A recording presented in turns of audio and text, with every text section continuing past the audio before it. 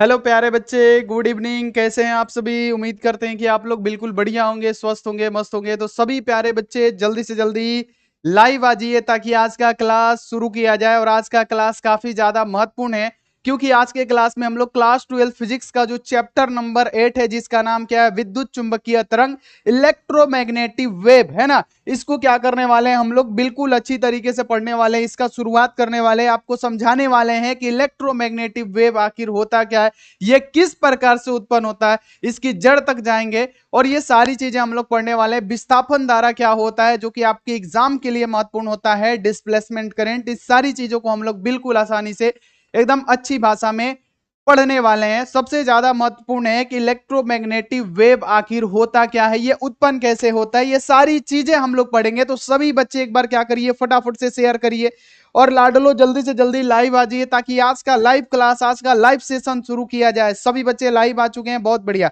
मजा आने वाला है आज के क्लास में। आपको क्या करना है, शेयर कर देना है वीडियो को बाबू। सबसे पहले क्या करिए, चैनल पे पहली बार आए हुए हैं, जल्दी से जल्दी आप लोग चैनल को सब्सक्राइब करके बेल नोटिफिकेशन को ऑल पे करके, लाइक नहीं किए हैं फटाफट से कर दीजिए। व्हाट्सएप ग्रुप में नहीं ज्वाइन है, नंबर नोट कर लीजिए। नंबर क्या है, नंबर है मेरा 9135742024। ठीक है, आप इस पे व्हाट्सएप मैसेज करिए और जल्दी से जल्दी क्या करिए, व्हाट्सएप ग्रुप में भी आप ज्वाइन हो जाइए। बाबू आज हम लोग पढ़ने वाले हैं इलेक्ट्रोमैग्नेटिक वेव्स, है ना, वैद्युत चुंबकीय तरंग। ये किस प्रकार से उत्पन्न होता है, क्या होता है, इन्हीं सब सारी चीजों के बारे में डिस्कस करने वाले हैं और आपको 100% समझ में आएगा, है ना। मसरक के विपुल, श्वेता बोर्ड के स्टूडेंट, नरेंद्र कुशवाहा जी, बहुत बढ़िया। Bhumi, yes sir, yes sir. Prince Kumar, yes sir. एकदम जोरदार तरीके से शेयर मार दीजिए वीडियो को, तभी मजा आने वाला है। बहुत बढ़िया। और व्हाट्सएप ग्रुप में जुड़ चुके हैं तो ठीक है, नहीं जुड़े हैं तो जुड़ जाइए और पीडीएफ नोट्स ले लीजिए। जाइए आस्क बोर्ड का ऐप डाउनलोड कीजिए, वहां से 499 में आप ऑल सब्जेक्ट का chapter wise objective plus subjective ले सकते हैं, मोस्ट इंपोर्टेंट है। तो चलिए ये सब छोड़िए बाबू, क्लास को शुरू किया जाए। क्या आप सभी रेडी है? एक बार बोलिएगा, आप सभी बच्चे रेडी हो गए क्या? क्लास को शुरू कर दिया जाए क्या? सीमा परवीन, अंकित यादव, चलिए सभी बच्चे, आराध्या, गुड इवनिंग। क्लास को शुरू कर दिया जाए। चलिए हम लोग बाबू स्टार्ट कर रहे हैं। क्या हेडिंग डालिएगा और सिर्फ अच्छे से एकदम मस्ती में पढ़ा जाएगा, एकदम सिर्फ समझते चलना है आपको। क्या है? विद्युत चुंबकीय तरंग, है ना बाबू। विद्युत चुंबकीय तरंग उत्पन्न कैसे हुआ, ये सब सारी चीजें तो हमको जानना पड़ेगा ना, तभी तो सबसे पहले आपने आवेश के बारे में पढ़ा होगा, है ना। सबसे पहला जो चैप्टर है हम लोग का, यूनिट 1 है इलेक्ट्रोस्टैटिक्स, स्थिर विद्युत की। इसमें हमने क्या पढ़ा था, आवेश के बारे में पढ़ा था। और आवेश के बारे में क्या पढ़ा था कि आवेश बाबू स्थिर होता है। यानी अगर हम बात करें, ध्यान रखिएगा सभी बच्चे, यहां पे सभी बच्चे ध्यान रखिएगा कि अगर हम आवेश की बात करें बाबू, अगर हम क्या करें, अगर हम आवेश की बात करें बाबू, ध्यान में रखना है, अगर हम आवेश की बात करें, क्या करें बाबू यहां पे, अगर हम आवेश की बात करें तो आवेश क्या क्या हो सकता है, आप लोग बताइए। आवेश क्या क्या हो सकता है? तो पहला तो आवेश स्थिर रह सकता है ना। पहला जो आवेश ये क्या होगा, स्थिर होगा। और दूसरा यहाँ पे क्या होता है, आवेश गतिशील होता है। ये भी आप लोगों ने पढ़ा है कि आवेश स्थिर भी रहता है और आवेश क्या होता है, गतिशील भी होता है। ठीक है, आप लोगों ने पढ़ा है ना। अब बाबू एक बात हमसे ये बताइए कि अगर आवेश स्थिर रहता है तो ये क्या करता है, अपने चारों तरफ क्या करता है बाबू, अपने चारों तरफ सिर्फ वैद्युत क्षेत्र उत्पन्न करता है। बाबू क्या करता है, वैद्युत क्षेत्र उत्पन्न करता है। सुनिएगा अभी आप लोग सभी बच्चे समझ, सभी बच्चे को समझ में आएगा। अगर आवेश बाबू स्थिर रहे तो ये क्या करता है, वैद्युत क्षेत्र उत्पन्न करता है अपने चारों तरफ। लेकिन आवेश गतिशील दो प्रकार से होता है। पहला इसमें होता है, यहां पे ध्यान रखना है, पहला ये एक समान गति करता है। क्या करता है, एक समान, है ना। क्या करता है, एक समान क्या करता है प्यारे बच्चों, ये गति करता है। पहली बात की एक समान गति करता है। और दूसरा ये किस प्रकार से गति करता है, त्वरित गति करता है। क्या करता है, त्वरित गति करता है। ये भी आप सभी को पता है ना। बाबू सबसे पहले जड़ पे जाइए, ताकि ये क्वेश्चन इसमें से, छोटा सा चैप्टर है लेकिन बहुत इंटरेस्टिंग चैप्टर है, बहुत मजा आने वाला है। लेकिन सबसे पहले जड़ पे जाइए कि ये आवेश है। अब आवेश बाबू स्थिर भी रहता है और विद्युत धारा के रूप में क्या करता है, गति भी करता है, ये हम लोग जानते हैं। तो जब आवेश स्थिर रहता है तो क्या करता है, यहां पर आपको पता होना चाहिए कि केवल ये वैद्युत क्षेत्र, इलेक्ट्रिकल फील्ड उत्पन्न करता है। लेकिन जब आवेश गतिशील होता है तो ये दो प्रकार से गति करता है। जब एक समान गति करता है प्यारे बच्चों तो क्या करता है, अपने चारों तरफ, है ना, याद रखना है कि यहां पे याद रखना है क्या करता है, अपने चारों तरफ वैद्युत क्षेत्र, है ना, याद रखना है वैद्युत क्षेत्र, वैद्युत क्षेत्र और क्या करता है, चुंबकीय क्षेत्र उत्पन्न करता है ना बाबू, ये तो आपको पता है ना, वैद्युत क्षेत्र और चुंबकीय क्षेत्र उत्पन्न करता है। लेकिन जब यही आवेश त्वरित गति करे, जब ये आवेश क्या करे, कंपन होके गति करे, जब ये आवेश क्या करेगा, वाइब्रेट होके गति करेगा, जब ये आवेश क्या करेगा बाबू, त्वरित होके चलेगा, एक समान गति नहीं करेगा, वाइब्रेट करेगा, है ना, तब ये बाबू ध्यान में रखना है कि इसमें क्या चीज उत्पन्न होता है। तो बाबू याद रखना है कि ये वैद्युत क्षेत्र उत्पन्न करेगा, चुंबकीय क्षेत्र उत्पन्न करेगा, लेकिन बाबू यहां पे इलेक्ट्रोमैग्नेटिक वेव्स भी उत्पन्न करेगा, एक तरंग भी उत्पन्न करेगा, एक तरंग भी संचरित करेगा, और उसी का नाम क्या है, इलेक्ट्रोमैग्नेटिक वेव्स।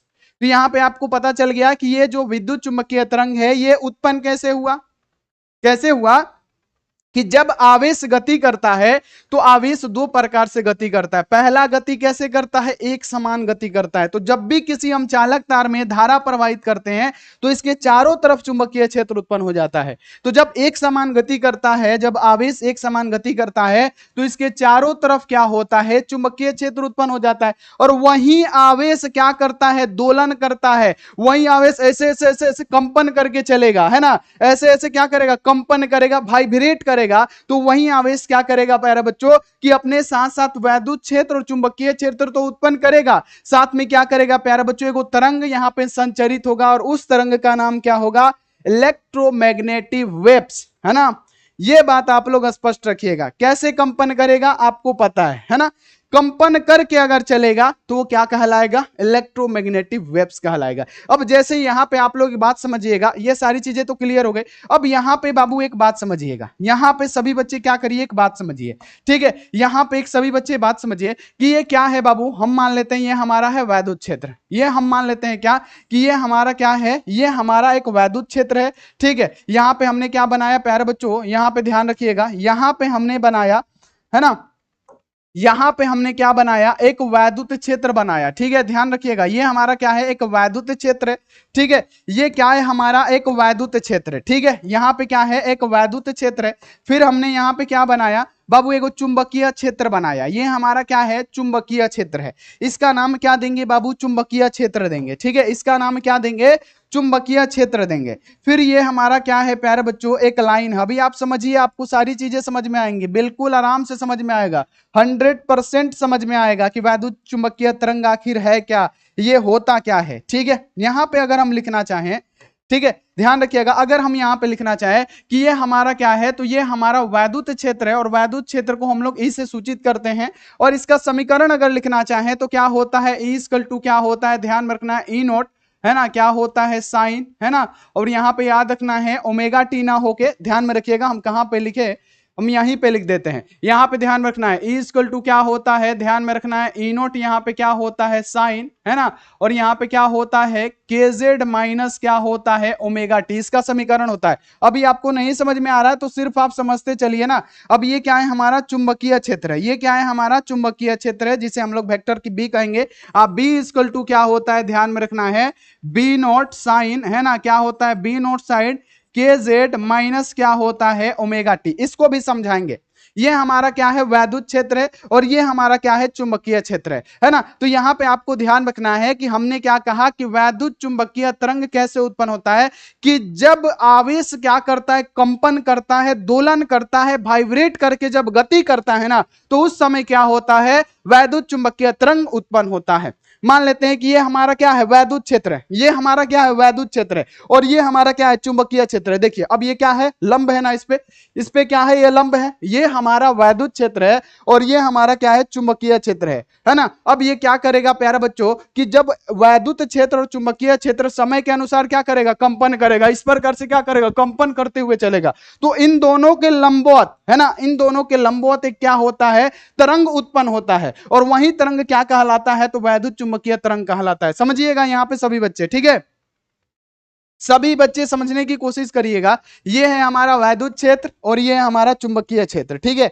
ये क्या है, एक दूसरे के लंबवत है। तो जब ये समय के अनुसार लंबवत करते हुए ऐसे ऐसे चलता है ना, तो इन दोनों के मध्य है ना, इन दोनों के लंबवत क्या होता है, एक तरंग उत्पन्न होता है, और उसी तरंग का नाम क्या होता है, तो उसी तरंग का नाम होता है क्या, ध्यान में रखना है कि उसी तरंग का नाम होता है वैद्युत चुंबकीय तरंग, है ना। जैसे मान लेते हैं कि ये हमारा क्या है, वैद्युत क्षेत्र है, ध्यान रखिएगा, ये हमारा क्या है, मान लेते हैं प्यारे बच्चों की इस प्रकार से हमारा वैद्युत क्षेत्र जा रहा है, ये हमारा क्या है, वैद्युत क्षेत्र है। अब यहां पे मान लेते हैं कि ये हमारा क्या है, चुंबकीय क्षेत्र है, ये हमारा क्या है बाबू, ध्यान में रखना है, ये हमारा क्या है, ये हमारा क्या है, यहां पे ध्यान रखिएगा, ये हमारा चुंबकीय क्षेत्र है, ये हमारा क्या है, चुंबकीय क्षेत्र है, ठीक है। तो इनके मध्य ये यहां पे मान लेते हैं क्या है हमारा, ये हमारा मान लेते हैं क्या है बाबू, यहां पे y है, और ये हमारा है z, और ये हमारा जो मान लेते हैं x क्या है, मतलब ये जो अक्ष है x है, ठीक है। तो यहां पे आप लोग इतना बात क्लियर रखिएगा कि जब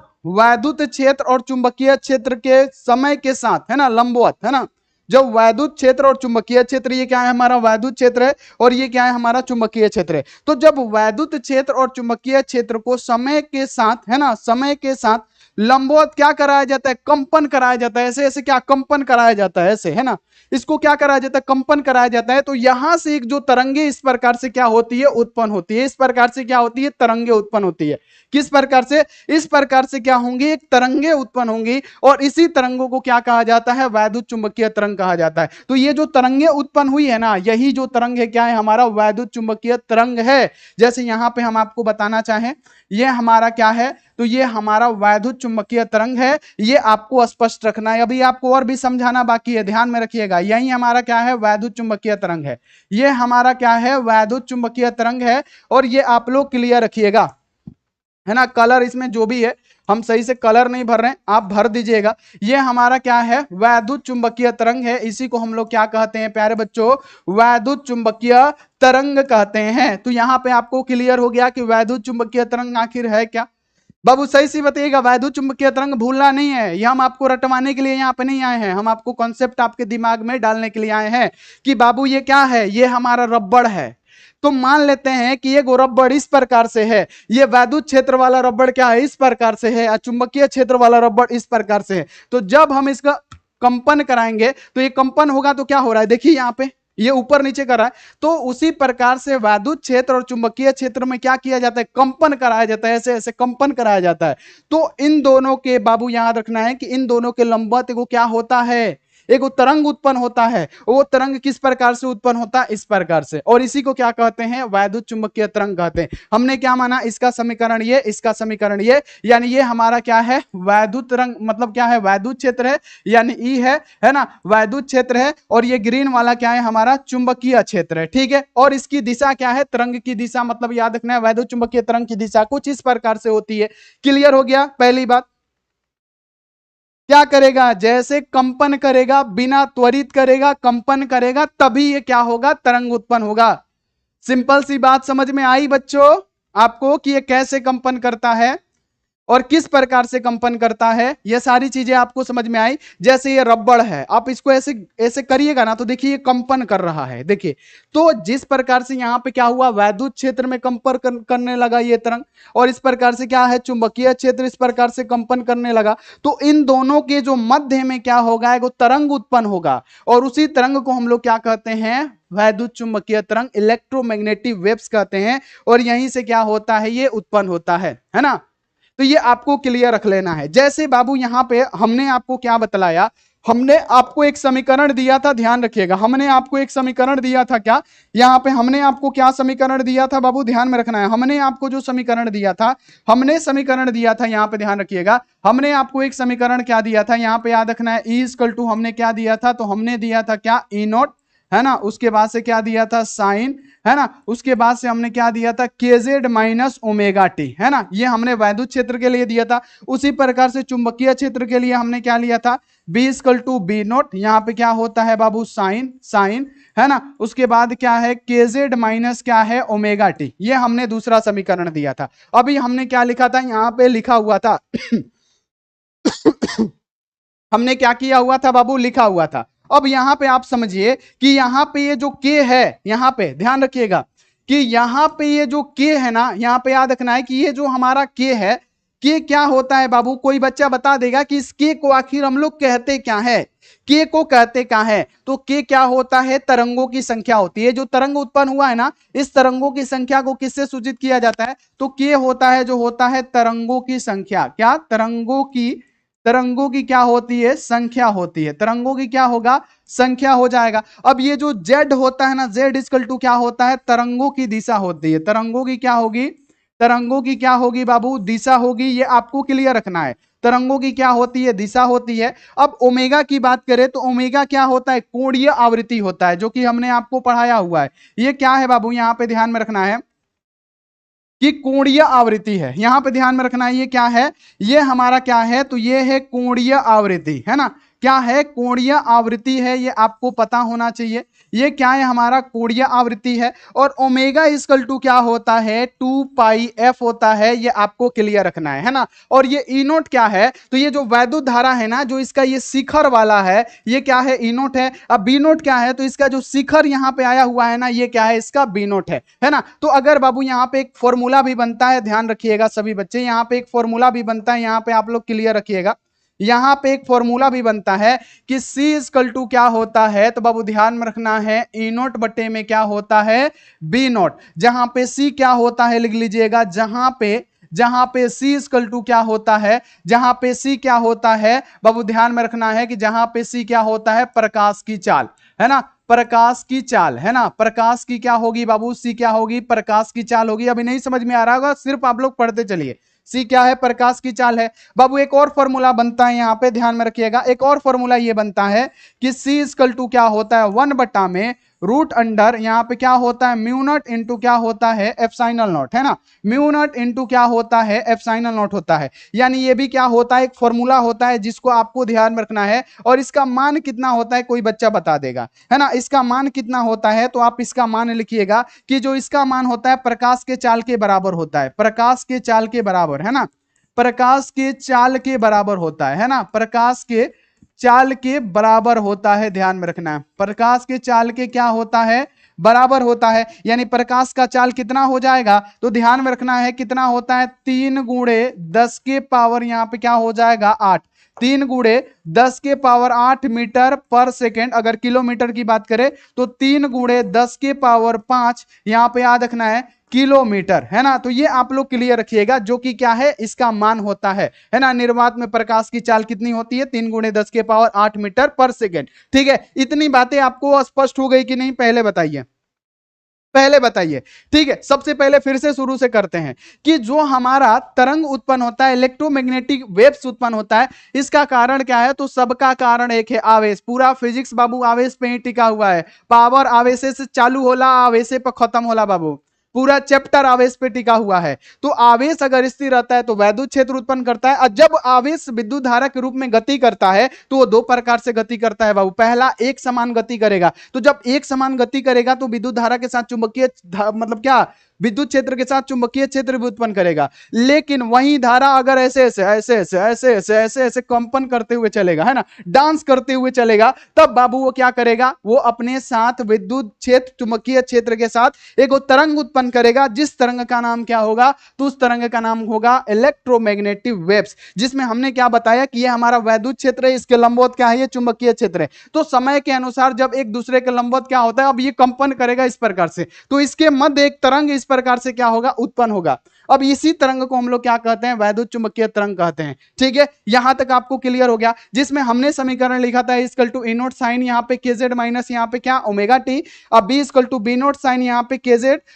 माइनस ओमेगा टी, यानी बी नोट क्या होता है, ये जो चुंबकीय क्षेत्र इसका शीर्ष मान, ई नोट क्या होता है, वैद्युत क्षेत्र का शीर्ष मान होता है। अब बाबू जो जेड होता है क्या होता है, तो बाबू ये क्या होता है, तरंगों की संख्या होती है। के क्या होता है बाबू, यहाँ पे के तरंगों की संख्या, जेड जो होता है क्या होता है, दिशा होता है। ठीक है, ठीक है, जेड जो होता है बाबू दिशा होता है। ठीक है, ये सारी चीजें, ओमेगा क्या होता है, कोणीय इसकी आवृत्ति होती है, टी क्या होता है, समय होता है, जो कि हमने यहाँ पे आपको बता दिया।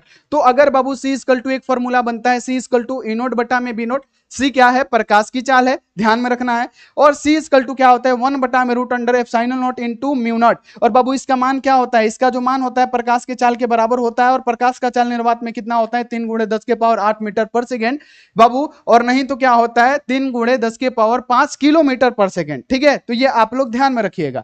ठीक है, अब बाबू यहां पे हम आते हैं, थोड़ा सा डेफिनेशन पढ़ते हैं। अब देखिए कितना ज्यादा मजा आएगा, हमने तो आपको समझा दिया है, अब दिक्कत का कोई बात नहीं है कि विद्युत चुंबकीय तरंग क्या है। तो जब किसी स्थान पर विद्युत तथा चुंबकीय क्षेत्र को एक दूसरे के लंबवत, विद्युत क्षेत्र और चुंबकीय क्षेत्र को क्या किया जाएगा, इसे इसे डांस कराया जाएगा। अब इसको क्या किया जाएगा, लंबवत कंपन कराया जाएगा। तो जैसे ही कंपन कराते हैं तो इन दोनों के क्षेत्र एक लंबवत में क्या होता है, लंबवत मध्य में एक नई तरंगे क्या होती है, उत्पन्न होती है, और इसे ही हम लोग क्या कहते हैं, वैद्युत चुंबकीय तरंग कहते हैं। तो क्या ये आपको रटना पड़ा, पहली बात बताइए, क्या ये आपको रटना पड़ा। आप इसका डेफिनेशन बना सकते हैं कि जब यहां पे याद रखना है, वैद्युत क्षेत्र और चुंबकीय क्षेत्र को समय के अनुसार एक दूसरे के लंबवत क्या कराया जाएगा, दोलन कराया जाएगा, कंपन कराया जाएगा। तो इन दोनों के लंबवत मध्य में एगो क्या तरंग उत्पन्न होता है, और इसी तरंग को क्या कहते हैं, वैद्युत चुंबकीय तरंग कहते हैं। तो ये आपको रटना पड़ा, पहले बताइए, नहीं ना रटना पड़ा,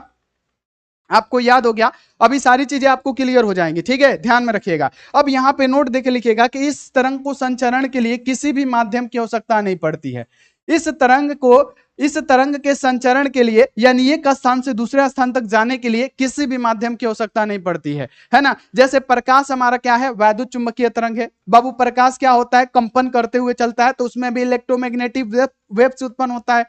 अब बाबू यहां पे ध्यान में रखना है कि जब उसमें वैद्युत चुंबकीय तरंग उत्पन्न होगा तो उसको एक स्थान से दूसरे स्थान तक जाने के लिए कोई भी माध्यम की आवश्यकता नहीं पड़ेगी। जैसे एक्स किरण हो गया, गामा किरण हो गया, ये सारे के सारे क्या होते हैं, अल्ट्रावायलेट किरण हो गए, ये सारे के सारे क्या होते हैं, तो ये वैद्युत चुंबकीय तरंग होते हैं। अब बात किया जाए बाबू यहां पे कि जो हमारा ध्वनि है ना, अगर हम बात करें साउंड, है ना, साउंड। अब बाबू ये जो साउंड है, क्या साउंड को एक स्थान से यहां जाने में किसी माध्यम की आवश्यकता पड़ेगी, तो आप बोलेगा बिल्कुल हाँ गुरुजी, हाँ, कि आवाज को, ध्वनि को एक स्थान से दूसरे स्थान तक जाने के लिए माध्यम की आवश्यकता पड़ेगी। वो माध्यम हो सकता है हवा के माध्यम से जा सकता है, पानी के माध्यम से जा सकता है, हर किसी के माध्यम से। यानी आवाज को एक स्थान से दूसरे स्थान तक जाने के लिए माध्यम चाहिए, लेकिन वही प्रकाश को क्या माध्यम चाहिए, तो नहीं। और ध्वनि को माध्यम इसीलिए चाहिए क्योंकि क्या है, ये EMW नहीं है, यानी इलेक्ट्रोमैग्नेटिक वेव्स ध्वनि नहीं है। इसको एक स्थान से दूसरे स्थान तक जाने के लिए क्या होगा, इसको माध्यम चाहिए। आप लोग देखते होंगे कि कहीं भी अष्टजाम होता है, चाहे कुछ भी होता है, चाहे मान लीजिए ऑर्केस्ट्रा ही हो रहा है, तो जिधर का हवा रहेगा ना, उधर चोंगा रहेगा, तो बड़ा दूर ले सुनाई देगा, अब पता चलेगा वहां पे अष्टजाम हो रहा है। नहीं तो आजकल का छोकरा है, जहां तक सुन लेगा कि हाँ उन्हें ऑर्केस्ट्रा होता, चल रही गाड़ी स्टार्ट कर, चल जाओ। यानी जिधर का हवा ज्यादा होता है, देखते होंगे उधर बहुत ज्यादा दूर तक यहाँ पे क्या होता है, साउंड सुनाई देता है, भोजपुरी गाना सुनाई देता है ना। तो वही होता है बाबू कि ध्वनि को एक स्थान से दूसरे स्थान तक जाने के लिए माध्यम चाहिए, लेकिन क्या प्रकाश को चाहिए नहीं। जो भी EMW होगा, इलेक्ट्रोमैग्नेटिक वेव्स होगा, उसको एक स्थान से दूसरे स्थान तक जाने के लिए कोई भी माध्यम की आवश्यकता नहीं है। तो यह डेफिनेशन पूछा जाता है कि वैद्युत चुंबकीय तरंग आखिर है क्या, तो आप लिख दीजिएगा। अब बाबू इसके प्रॉपर्टी क्या है, गुण क्या है, ये आप लोग ध्यान में रखिएगा कि वैद्युत चुंबकीय तरंग के गुण लिखे, कई बार एग्जामों में पूछा गया है। पहला लिखिएगा कि विद्युत चुंबकीय तरंग को गमन करने के लिए, जाने के लिए क्या किसी माध्यम की आवश्यकता पड़ेगी जी, तो आप कहिएगा किसी भी माध्यम की आवश्यकता नहीं पड़ती है।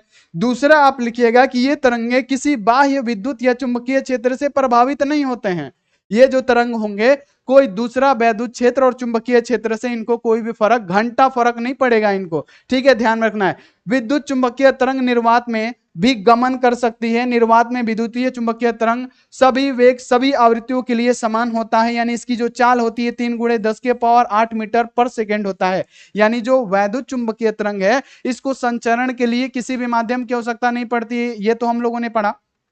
लेकिन ये ऐसी तरंगे हैं जो निर्वात में भी, जहां पे कुछ भी नहीं है, जहां पे निर्वात में आप जाएंगे तो खड़ा हो जाएंगे, हवाइयों में खड़ा हो जाएंगे। अगर आप थूकेंगे तो आपका थूक यहीं पे रह जाएगा, है ना, है ना, आपका थूक यहीं पे। अगर आप पानी गिराएंगे तो पानी क्या होगा, हवा में ही रह जाएगा, है ना। वहां पर भी यहाँ पे इलेक्ट्रोमैग्नेटिक जितने भी वेव्स होते हैं उनको कोई भी संचरण की आवश्यकता नहीं होती है, ठीक है। वहां भी वो क्या होते हैं, प्रकाश की चाल से चलते हैं, यानी 3 लाख किलोमीटर के हिसाब से वो लोग, मतलब क्या, वो तरंगे मतलब क्या दूरी तय करती है ना। विद्युतीय चुंबकीय तरंग में विद्युत क्षेत्र एवं चुंबकीय क्षेत्र दोनों समान कला में क्या होते हैं, संचरित होते हैं, तथा इनकी दिशा यहाँ पे तरंग संचरण की दिशा यहाँ पे याद रखना है कि लंबवत होती है। तो ये आप लोग ध्यान में रखिएगा। तो ये क्या है, इसकी प्रॉपर्टीज हैं। अब बाबू आता है मेन पॉइंट, है ना, ये क्या है, इसके प्रॉपर्टीज है, ठीक है बाबू, क्या है ये, इसके प्रॉपर्टीज हैं। इतना बात क्लियर। अब बाबू यहां पे आइए, सबसे पहले बाबू याद रखिएगा, सबसे पहले की बात करें, सबसे पहले हम बात करें क्या, चलिए, हेलो सर जी, मेरा नाम कभी ले लो, अरे नीतीश बउआ ले लिया आपका नाम। अगर हम बात करें, अगर यहां पे ध्यान रखिएगा, अगर हम बात करें बाबू, है ना, अगर हम बात करें विद्युत धारा का, अगर हम बात करें क्या बाबू, विद्युत धारा, ठीक है, ध्यान में रखिएगा। अगर हम बात करें क्या, ध्यान में रखिएगा, विद्युत धारा, है ना, विद्युत धारा, है ना, अगर हम बात करें विद्युत धारा का, ठीक है, ये क्या है बाबू, अगर हम बात करें विद्युत धारा का, ठीक है, अगर हम बात करें क्या बाबू, विद्युत धारा का, तो विद्युत धारा कितने प्रकार के होते हैं, कोई बच्चा बता दीजिए तो, ना, विद्युत धारा कितने प्रकार के होते हैं। तो आप कहिएगा एक जो विद्युत धारा होता है वो होता है चालन धारा, है ना, यहाँ पे याद रखना है चालन धारा, है ना, चालन धारा, है ना, इसे चालन धारा भी कह सकते हैं, है ना। और दूसरा जो होता है प्यारे बच्चों, ये होता है विस्थापन धारा। अब समझिएगा, विस्थापन धारा, है ना, विस्थापन धारा, विस्थापन क्या होता है, धारा होता है, ठीक है बाबू। पहली बात कि विद्युत धारा 2 प्रकार के हो सकते हैं कि नहीं, पहला होता है चालन धारा और दूसरा होता है विस्थापन धारा। अब पूछिएगा ये कैसे हुआ सर, तो चालन धारा वे होते हैं, ध्यान में रखिएगा, कि जिसमें किसी चालक में हम आवेश को प्रवाहित करते हैं, यानी किसी चालक में, है ना, किसी चालक में, है ना, याद रखना है कि किसी चालक में क्या होता है, आवेश प्रवाहित किया जाता है ना, आवेश प्रवाहित किया जाता है, आवेश प्रवाहित किया जाता है, प्रवाहित किया जाता है ना, किसी चालक में आवेश प्रवाहित किया जाता है। तो इसमें क्या होता है, इसमें विद्युत धारा यहां पे बहने के लिए बाबू क्या होना चाहिए, चालक की आवश्यकता होना चाहिए, है ना। इस धारा में क्या होना चाहिए, विद्युत धारा को प्रवाहित होने के लिए चालक की आवश्यकता होना चाहिए कि नहीं, पहले बताइए, चालक की आवश्यकता होना चाहिए, ध्यान में रखना है। तब इसे हम लोग क्या कहेंगे बाबू, यहां पे याद रखना है चालन धारा कहेंगे, है ना, ये आपको ध्यान में रखना है। अब बाबू विस्थापन धारा क्या होता है, तो ये मुक्त आकाश, यहां पे लिखिएगा कि ये मुक्त आकाश में उत्पन्न होता है, या यहां पे आप लोग ध्यान रखिएगा, यह मुक्त आकाश में, है ना, मुक्त आकाश में, मुक्त आकाश में, है ना, मुक्त आकाश में उत्पन्न होता है। क्या होता है, मुक्त आकाश में उत्पन्न होता है। इसको बाबू उत्पन्न होने के लिए कोई भी चालक की आवश्यकता नहीं है, किसको, विस्थापन धारा को उत्पन्न होने के लिए। जैसे अगर बात करें कि किस प्रकार से होता है, तो वैद्युत क्षेत्र के बदलाव के कारण, चाहे चुंबकीय फ्लक्स के परिवर्तन के कारण क्या होता है, ये धारा उत्पन्न होता है। अभी हम आपको समझा देंगे, आ जाएगा संबंध, है ना। चुंबकीय फ्लक्स में परिवर्तन के कारण, चुंबकीय यहां पे याद रखना है फ्लक्स, है ना, चुंबकीय फ्लक्स में परिवर्तन के कारण, है ना, चुंबकीय फ्लक्स में परिवर्तन के कारण, है ना, परिवर्तन के कारण, है ना, चुंबकीय फ्लक्स में परिवर्तन के कारण ये धारा उत्पन्न होती है। ये धारा क्या होता है, उत्पन्न होता है ना, उत्पन्न होता है। ये धारा क्या होती है, उत्पन्न होती है। ये आपको क्लियर रखना है, ठीक है। यहां पे बाबू हमने आपको पढ़ाया कि विद्युत धारा, ठीक है। अब ये विद्युत धारा 2 प्रकार के हो सकती है। पहला हो सकता है चालन धारा, जिसे हम लोग रेगुलर करंट भी कहते हैं, है ना। जैसे चालन धारा में क्या होगा कि बाबू इसमें क्या किया जाता है कि किसी चालक में आवेश को प्रवाहित किया जाता है। कोई भी कंडक्टर है, इसमें क्या करेंगे, आवेश प्रवाहित करेंगे, तो इसमें विद्युत धारा उत्पन्न होगा। कोई भी चालक है, कोई भी तार है, उसमें आवेश डालेंगे, क्या होगा, विद्युत धारा उत्पन्न होगा। लेकिन हई जो है ना विस्थापन धारा, ध्यान में रखना है, जो डिस्प्लेसमेंट करंट होता है, इसमें बाबू ध्यान रखना है कि इसमें कोई भी चालक की आवश्यकता नहीं होती है,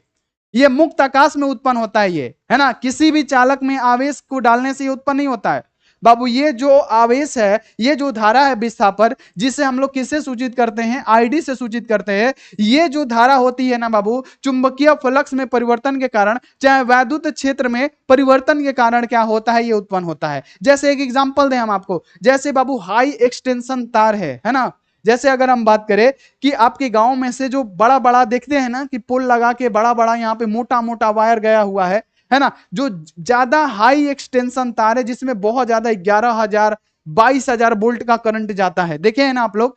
तो अगर यहां से वो तार जा रहा है ना, अगर वो यहां से तार जा रहा है और उसके नजदीक आप यहां पे जाइएगा ना, तो ये क्या करेगा, फट से आपकी तरफ क्या करेगा, आकर्षित कर लेगा, यानी इसका यहां तक भी करंट रहेगा, तार के बगल तक भी उसमें क्या रहता है, करंट रहता है। आपने देखा होगा आपने, है ना। अगर ज्यादा वोल्ट का करंट जा रहा है तो उसके चारों तरफ एक और करंट रहता है, जो कि हवा में करंट रहता है। अगर आप इसके नजदीक जाते हैं तो क्या करेगा, आपको आकर्षित करके वहीं पे चिपका के बाबू क्या करेगा, मच्छर की तरह फोड़ देगा आपको, है ना। तो बाबू क्या होता है कि ये जो धाराएं उत्पन्न होती है ना, इसके चारों तरफ, ये तार में नहीं, तार के अगल बगल जो धाराएं उत्पन्न होती है, यही तो धारा कहलाता है हमारा विस्थापन धारा। ये मुक्त आकाश में क्या होता है, उत्पन्न होता है, ध्यान में रखना है ना। ये क्या होता है, मुक्त आकाश में उत्पन्न होता है और इसको किसी चालक की आवश्यकता नहीं होती है। ये कैसे उत्पन्न होता है हम आपको बताते हैं, ठीक है। सबसे पहले यहाँ पे विस्थापन धारा के बारे में समझिए कि विस्थापन धारा आखिर है क्या। अभी आप लोग डायग्राम प्लीज मत देखिएगा, अभी आप लोग को डायग्राम देखने की कोई भी आवश्यकता नहीं है, कोई भी आवश्यकता नहीं है, यहां पे आप लोग क्लियर रखिए। सबसे पहले ये डायग्राम देखिए, इस डायग्राम में क्या करेंगे, सिंपल सी बात, इस डायग्राम में क्या करेंगे, एक संधारित्र लगाएंगे, ठीक है बाबू। क्या लगाएंगे आप बताइए फटाफट से, आपके गुरुजी संधारित्र लगाइए आप, ठीक है हम लगा दिए, आप बोले हम लगा दिए।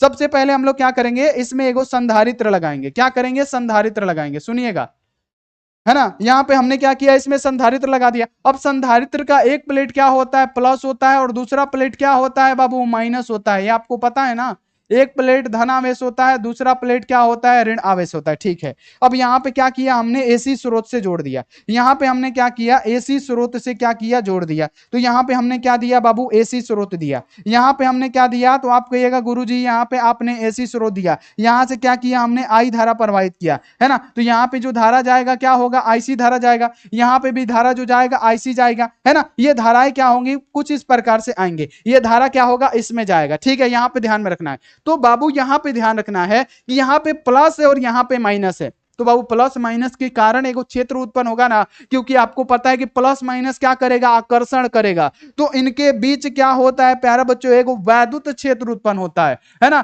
इनके बीच क्या होता है, एक वैद्युत क्षेत्र उत्पन्न हो जाता है। और ये वैद्युत क्षेत्र उत्पन्न होने के कारण इसमें क्या होता है, यहां पे ध्यान में रखना है कि इसमें वैद्युत क्षेत्र उत्पन्न होता है। वैद्युत क्या होता है, क्षेत्र उत्पन्न होता है। वैद्युत क्षेत्र क्या होता है, उत्पन्न होता है। और वैद्युत क्षेत्र उत्पन्न होने के कारण क्या होता है, इसमें धारा एगो उत्पन्न होता है। धारा क्या होता है, उत्पन्न होता है। और यही जो धारा है ना, इसी धारा को हम लोग क्या कहते हैं, विस्थापन धारा कहते हैं। इसी धारा को क्या कहते हैं,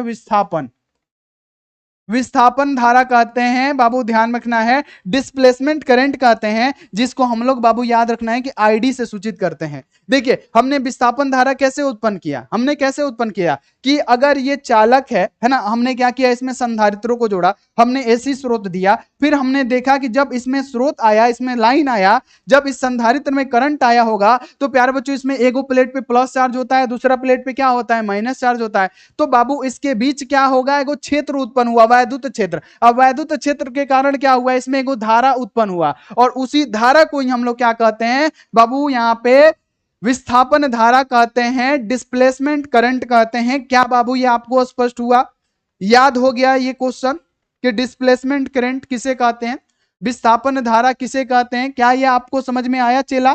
एक बार बताइएगा, क्या ये आपको रटना पड़ेगा कि विस्थापन धारा आखिर है क्या? नहीं ना, नहीं ना, कोई भी दिक्कत नहीं ना हुआ। देखिए सबसे पहले कि बाबू क्या होता है कि जब हम इसमें धारा देते हैं तो बाबू प्लस माइनस के बीच क्या होता है, वैद्युत क्षेत्र उत्पन्न होता है। अब ये वैद्युत क्षेत्र के कारण एक धारा उत्पन्न हो जाती है, और वही धारा क्या कहलाती है, तो विस्थापन धारा कहलाती है। तो देखिए इसका डेफिनेशन क्या होगा कि विस्थापन धारा वह धारा है जो किसी चालक में विद्युत क्षेत्र अर्थात विद्युत फ्लक्स में परिवर्तन के कारण उत्पन्न होता है ना। मैक्सवेल के अनुसार विस्थापन धारा को आईडी से सूचित किया जाता है, फाई ई विद्युत फ्लक्स है। तो यहां पे आप लोग लिख दीजिएगा कि विस्थापन धारा वह धारा है जो किसी चालक में वैद्युत क्षेत्र अथवा फ्लक्स में परिवर्तन के कारण, यहां पे वैद्युत क्षेत्र उत्पन्न हुआ तो वैद्युत क्षेत्र के कारण ही ना यहां पे देखिए एक धारा उत्पन्न हुआ है जिस धारा का हमने नाम दिया है विस्थापन धारा। तो यही है विस्थापन धारा, इसी को कहा जाता है डिस्प्लेसमेंट करंट, इसी को डिस्प्लेसमेंट करंट कहा जाता है। बाबू एक बात बताइए यहां पे, इसको चलिए हम लोग प्रूफ करते हैं। देखिए प्रूफ करेंगे, सबसे पहली काम क्या करेंगे बाबू, सबसे पहला काम क्या करेंगे कि विद्युत क्षेत्र आपको पता है ना क्या होता है, वैद्युत क्षेत्र इक्वल टू क्या होता है, वैद्युत क्षेत्र इक्वल टू अगर हम आपसे पूछ दे तो वैद्युत क्षेत्र इक्वल टू क्या होगा,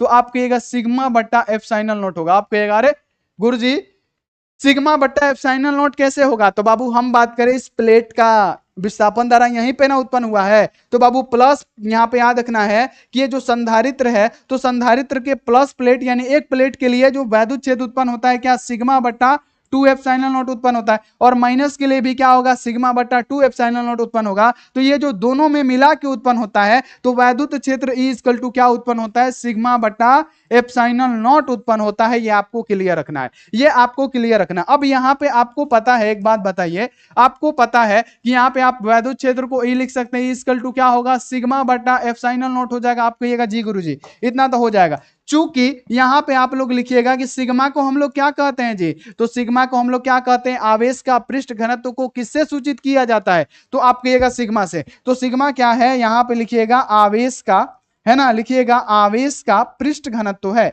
आवेश का क्या है बाबू, यहां पे बोलिएगा कि आवेश का पृष्ठ घनत्व है ना, आवेश का पृष्ठ घनत्व है। क्या है, सिग्मा क्या है, आवेश का पृष्ठ घनत्व। तो चूंकि सिग्मा इक्वल टू क्या होता है, तो इसीलिए सिग्मा इक्वल टू आप क्या लिखिएगा कि सिग्मा इक्वल टू क्या होता है, क्यू बटे में ए होता है।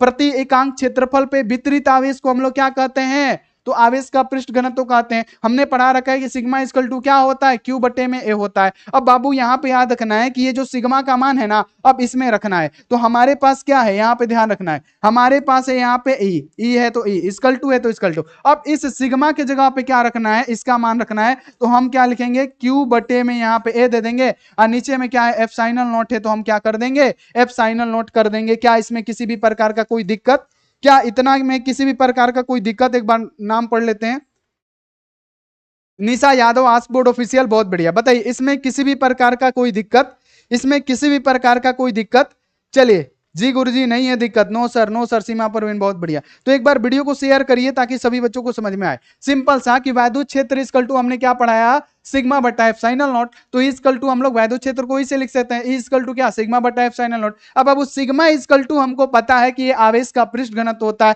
कि प्रति एकांक लंबाई में वितरित आवेश को हम लोग क्या कहते हैं, तो आवेश का पृष्ठ घनत्व कहते हैं। यानी पृष्ठ घनत्व सिग्मा इक्वल टू क्या होता है, क्यू बटे में ए होता है। ये पढ़ाए हुए थे हम आपको याद रखना है। अब बाबू यहां पे याद रखना है कि ई है तो ई। अब क्या करेंगे, ये जो है ना, ये जो सिग्मा है, इस सिग्मा के जगह पे ये वाला मान हमने क्या किया है, क्यू बटा में ए रख दिया है, और नीचे एप्सिलॉन नॉट है तो नीचे हमने क्या किया, एप्सिलॉन नॉट रख दिया। अब बाबू यहां पे आप लिखिएगा कि यहां पे विद्युत फ्लक्स के सूत्र के अनुसार, यहां पे लिखिएगा कि विद्युत फ्लक्स के सूत्र के अनुसार, है ना, विद्युत फ्लक्स के, यहां पे याद रखना है विद्युत फ्लक्स के, है ना, विद्युत फ्लक्स के सूत्र के अनुसार, है ना, वैद्युत फ्लक्स के सूत्र के अनुसार आप लोग लिखिएगा कि भाई वैद्युत फ्लक्स क्या होता है, फाई इक्वल टू क्या होता है। यहां पे आपको ध्यान रखना है फाई इक्वल टू क्या होता है, तो हमने क्या पढ़ाया था प्यारे बच्चों, ई डी, है ना, क्या प्यारे बच्चों, ई इंटू डी और ए, हमने ये पढ़ाया हुआ था। ठीक है, यहां पे ध्यान रखना है कि फाई इक्वल टू क्या होता है, ई इंटू डी है। इसे क्या मानेंगे हम, समीकरण 1 मानेंगे। सिंपल सा कि वैद्युत क्षेत्र इक्वल टू क्या होता है, सिग्मा बट्टा एप्सिलॉन नॉट। इसलिए बाबू सिग्मा का पता है ना कि आवेश का पृष्ठ घनत्व होता है, और ये होता है क्यू बटे में ए। हमने यहाँ पे मान रख दिया, तो यहाँ पे ई का वैल्यू इतना निकल गया, हमने समीकरण 1 मान लिया। अब वैद्युत फ्लक्स के सूत्र के अनुसार आप लोग को पता है ना कि फाई इक्वल टू क्या होता है, E D A cos theta होता है ना, E D A cos theta होता है, कोस थीटा को हटाइए, ई इंटू क्या हो जाएगा, डी ए हो जाएगा। अब इस ई के जगह पे ना समीकरण 2 का मान रखेंगे। यहां पे देखिए ये जो ई का पूरा वैल्यू आया हुआ है ना, इस ई के जगह पे रखेंगे। अब यहां पे ध्यान दीजिएगा, अब यहां पे सभी बच्चे क्या करिएगा, ध्यान दीजिएगा। अब यहां पे सभी बच्चे क्या करिएगा, ध्यान दीजिएगा थोड़ा सा, ठीक है। अब यहां पे आप ध्यान क्या दीजिएगा, ये फाई ई है तो हम यहां पे फिर से क्या लिखते हैं, फाई ई इक्वल टू हमने क्या लिखा, ई इंटू क्या लिखा, डी ए लिखा, ठीक है। अब इस ई के जगह पे क्या करना है, ये जो ई का वैल्यू है ना, इसको पुट करना है। तो यहां पे क्या होगा, फाई ई इक्वल टू क्या होगा, ई का वैल्यू कितना है, तो आप कहिएगा क्यू बटे में, यहां पे ध्यान रखना है ए एफ साइनल नॉट है तो क्यू बटे में ए एफ साइनल नॉट हो जाएगा, है ना, है ना, इनटू क्या हो जाएगा बाबू, यहां पे ध्यान रखना है, यहां पे बाबू ध्यान रखना है, ई ए चाहे डी ए लिखिए चाहे ई ए ही लिख दीजिए, सबसे बढ़िया ई ए ही लिखिए, डी को हटा दीजिए, ठीक है। यहां पे डी को हटा दीजिएगा तो और आसान हो जाएगा, चाहेंगे तो हम लोग इसी प्रकार से भी निकाल सकते हैं। ई ए कोस थीटा हो गया, तो हमने क्या किया, यहां पे ई इंटू ए कर दिया आपको आसान बनाने के लिए। ई इंटू हमने क्या किया बाबू, यहां पे ध्यान रखना है, ए कर दिया। तो यहां पे ई की जगह पे हमने क्या मान रखा, क्यू बटे में ए एफ साइनल नॉट, तो क्यू बटे में ए एफ साइनल नॉट इंटू क्या है, ए है तो ए है, जो भी कटने वाला चीज होता है ना उसको कटा दीजिए। तो बाबू यहां पे याद रखना है, ये ए से क्या होगा, ध्यान रखिएगा सभी बच्चे, है ना, कि यहां पे ये ए से ए क्या हो जाएगा, कट जाएगा। तो जब ये कटेगा तो बाबू यहां पे याद रखना है, फाई ई इक्वल टू क्या हो जाएगा बाबू, यहां पे क्यू बटे में क्या हो जाएगा, एफ साइनल नॉट हो जाएगा। अब क्या करेंगे, क्यू से यहां पे तिरछा तुरछी गुणा कराएंगे, तो क्यू इक्वल टू क्या होगा, एफ साइनल नॉट इंटू क्या होगा बाबू, यहां पे ध्यान में रखना है ना, एफ साइनल नॉट इंटू क्या होगा, यहां पे ध्यान में रखना है, फाई ई है तो यहां पे हमने क्या दे दिया, फाई ई दे दिया, ठीक है। हमने क्या कर दिया, फाई ई दे दिया। चूंकि अब यहां पे आप लोग को ध्यान होगा कि क्यू का मतलब क्या होता है, आवेश होता है। सुनिएगा यहां पे सभी बच्चे, है ना, क्यू का मतलब क्या होता है, आवेश होता है ना। क्यू इक्वल टू क्या होता है, आई इंटू टी होता है। तो यहां से अगर आप आई का वैल्यू निकालिएगा तो आई इक्वल टू क्या होगा, क्यू अपॉन में क्या हो जाएगा, टी हो जाएगा। क्यू अपॉन में क्या हो जाएगा, देखिए जैसे हमने बताया क्यू इक्वल टू क्या होता है, आई इंटू टी होता है। तो बाबू अगर हम यहां से आई निकाले तो आई इक्वल टू क्या होगा, क्यू अपॉन में क्या होगा, टी होगा। तो हम इसको इस प्रकार से लिख सकते हैं, आई इक्वल टू यहां पे डी क्यू बटे में डी टी, यानी बाबू हम लिख सकते हैं I equal to D Q बटे में डी टी। तो यहां पे क्या है, ये आई है तो आई है, इक्वल टू है तो इक्वल टू, डी है तो डी है, डी है यहां पे तो डी है। अब देखिए इस क्यू का वैल्यू, अब देखिए ये जो क्यू है ना, अब इस क्यू का वैल्यू इसमें डालना है। तो क्यू का वैल्यू क्या है, तो यहां पे आप कहिएगा एफ साइनल नॉट इंटू यहां पे फाई ई, है ना, एफ साइनल नॉट इंटू फाई ई। अब बटा यहां पे क्या है, dt है तो हमने dt कर दिया, यानी आई इक्वल टू यहां पे क्या बचा, तो यहां पे हमने क्या किया, एफ साइनल नॉट को बाहर निकाल दिया, तो एफ साइनल नॉट और यहां पे याद रखना है डी फाई ई, है ना, डी फाई ई और बटे में क्या हो गया, dt। यानी यहां पे जो धारा है ना, लिख दीजिएगा, ये जो धारा है, धारा ये जो है क्या है, विस्थापन धारा है ना, ये क्या है, विस्थापन धारा है। और यही होता है विस्थापन धारा का फॉर्मूला। विस्थापन धारा का फॉर्मूला क्या होता है, हम आपको बता देते हैं। विस्थापन धारा इक्वल टू क्या होता है, आई इक्वल टू होता है, ध्यान में रखना है, आई इक्वल टू हमने क्या प्रूफ किया बाबू, ध्यान रखना है, एप्सिलॉन नॉट और यहां पे क्या होता है, डी फाई ई बटे में क्या होता है, dt होता है। और ये होता है विस्थापन धारा का फॉर्मूला, जो कि हमने अभी अभी आपको क्या किया, प्रूफ करके दिखलाया, है ना, जो कि हमने क्या किया, अभी अभी इसको प्रूफ किया, आपके सामने प्रूफ किया है हमने, है ना। विस्थापन धारा आई इक्वल टू क्या होते हैं, एप्सिलॉन नॉट डी फाई बटे में dt, है ना।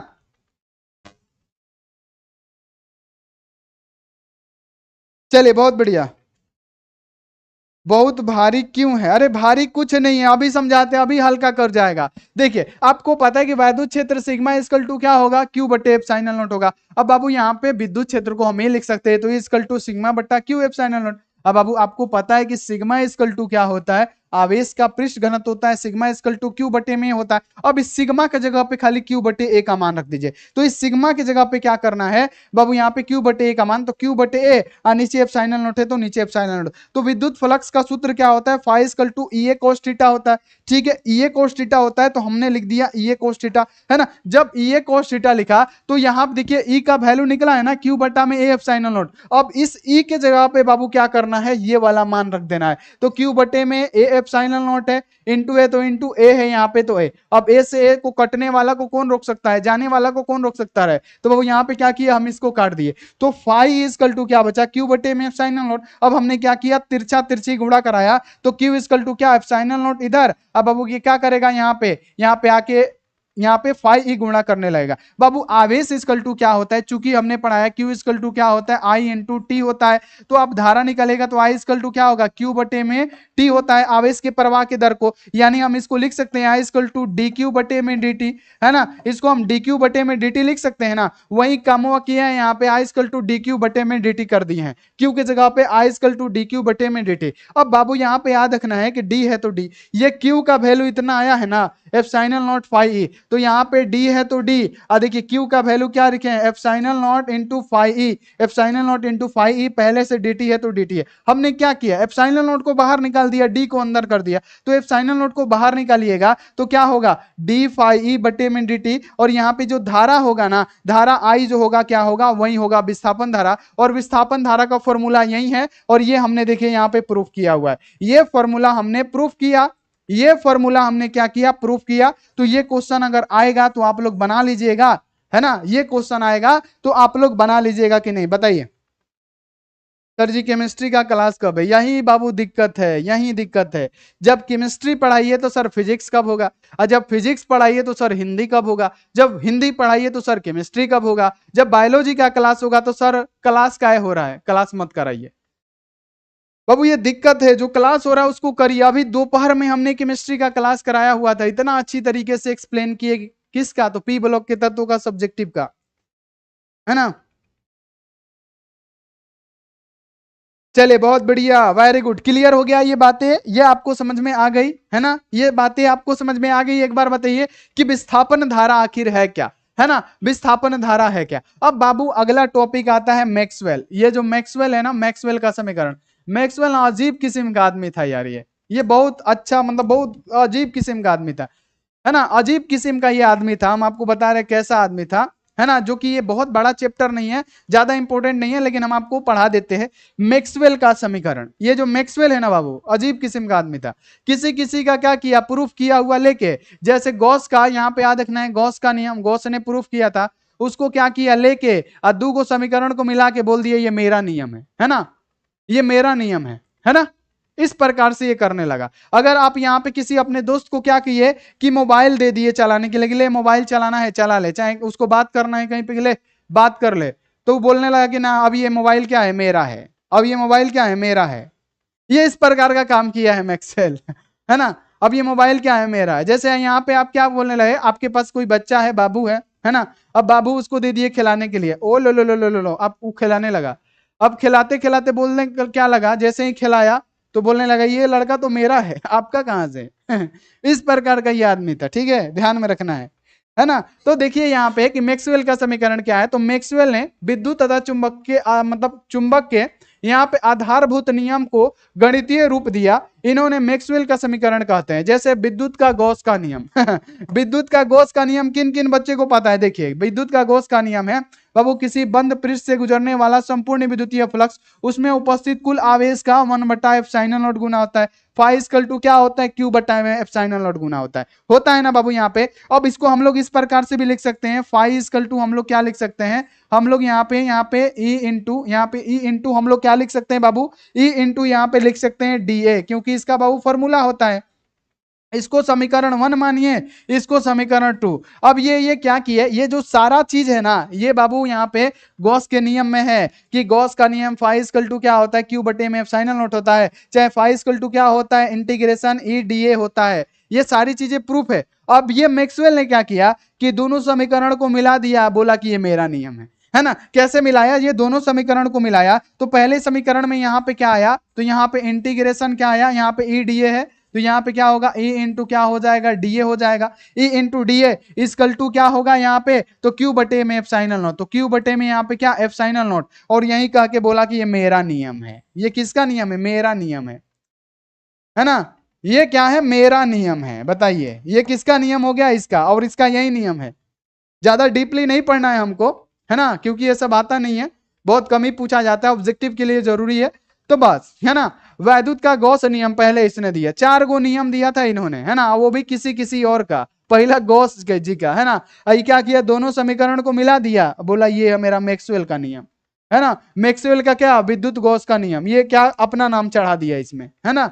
देखिए बहुत बढ़िया। अब देखिए अगला जो है चुंबक का गॉस नियम है, यानी इनके अनुसार किसी बंद पृष्ठ से कुल चुंबकीय फ्लक्स, है ना, किसी बंद पृष्ठ से कुल चुंबकीय फ्लक्स सदैव क्या होता है, शून्य होता है। यानी कुल चुंबकीय फ्लक्स क्या होगा प्यारे बच्चों, यहाँ पे बी डी एल, है ना, यहाँ पे याद रखना है बी, यहाँ पे क्या हो जाएगा डी ए, है ना, क्या हो जाएगा बी डी ए। इसने कहा कि बराबर होता है 0 के, और ये क्या हो गया, मेरा नियम हो गया। तो ये दूसरा पॉइंट उन्होंने दे दिया, ले ना भाई, ये तो ऊपर हो गया मैक्सवेल का, है ना। ये क्या हो गया, मैक्सवेल का हो गया, है किसका हो गया, मैक्सवेल का हो गया, है ना। यहाँ पे बी डी ए, यानी यहाँ पे वेक्टर भी लगा सकते हैं, vector B D A equal to क्या 0, यानी इसके अनुसार किसी बंद पृष्ठ से बद्ध चुंबकीय फ्लक्स सदैव क्या होता है, किसी बंद पृष्ठ से, ये बंद पृष्ठ को दर्शाता है, तो किसी बंद पृष्ठ से बद्ध चुंबकीय फ्लक्स क्या होता है, 0 होता है। ये क्या है, कोई बंद पृष्ठ है, अब किसी बंद पृष्ठ से बद्ध चुंबकीय फ्लक्स क्या होता है, 0 होता है ये इसका नियम।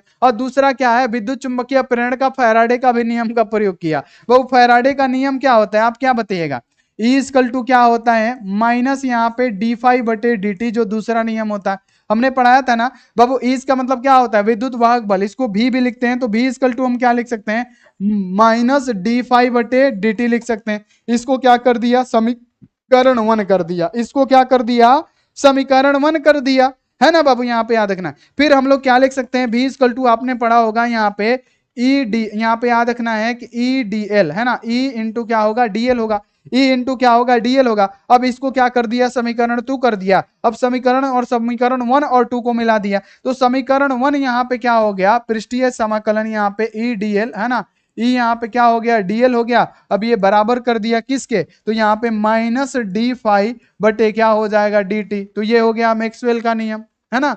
ये दोनों समीकरण को क्या कर दिया, बराबर कर दिया, हो गया मैक्सवेल का नियम, है ना। इनके अनुसार किसी बंद परिपथ में प्रेरित विद्युत वाहक बल परिपथ से बद्ध चुंबकीय फ्लक्स में परिवर्तन के दर के ऋणात्मक होता है। तो बद्ध चुंबकीय फ्लक्स में परिवर्तन के दर के ऋणात्मक है यहाँ पे, है ना, तो ये हो गया, है ना यहाँ पे।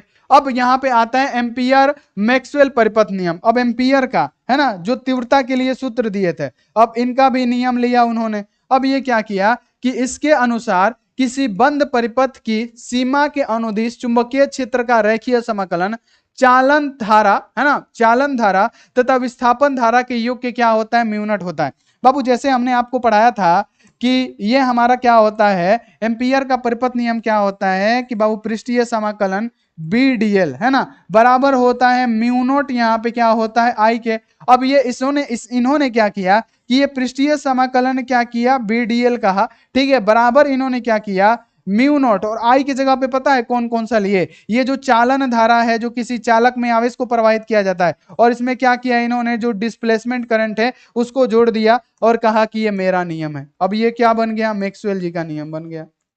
किसका बन गया जी, यहां पे ध्यान में रखना है, ये किसका बन गया, तो आप कहिएगा मैक्सवेल जी का बन गया, है ना। किसका बन गया जी, तो आप कहिएगा मैक्सवेल जी का बन गया। किसका बन गया, ये मैक्सवेल का बन गया। तो यही तो उन्होंने नियम दिया था। ज्यादा बड़ा चैप्टर नहीं है, बहुत छोटा चैप्टर है, ज्यादा इसमें क्वेश्चन पूछा नहीं जाता है, लेकिन ठीक ठाक पूछ लिया जाता है। 2-4 गो ऑब्जेक्टिव पूछा जाता है और 1-2 गो सब्जेक्टिव क्वेश्चन पूछा जाता है। तो ये क्या करिए, हो गया उनका नियम हो गया, है ना। तो ये है बाबू क्या, मैक्सवेल के नियम, है ना। बहुत चालाक था, बिल्कुल। चलिए समझ गए गुरुजी, बिल्कुल। तो यहाँ पे आपको ये बातें क्लियर हो गई बच्चे, एक बार बताइए आपको समझ में आया यहाँ तक,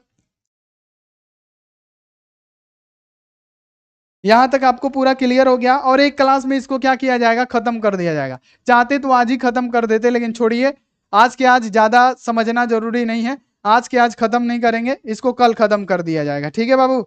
इसको क्या किया जाएगा, कल खत्म किया जाएगा, आज नहीं। हम है बिहारी थोड़ा लिमिट में, power of ask board, miss बिंदु रानी, बिल्कुल बाबू, बिल्कुल बिल्कुल, बिहारी है, बिहारी शान हो, बिहारी जान हो, बिहारी हमार परान हो।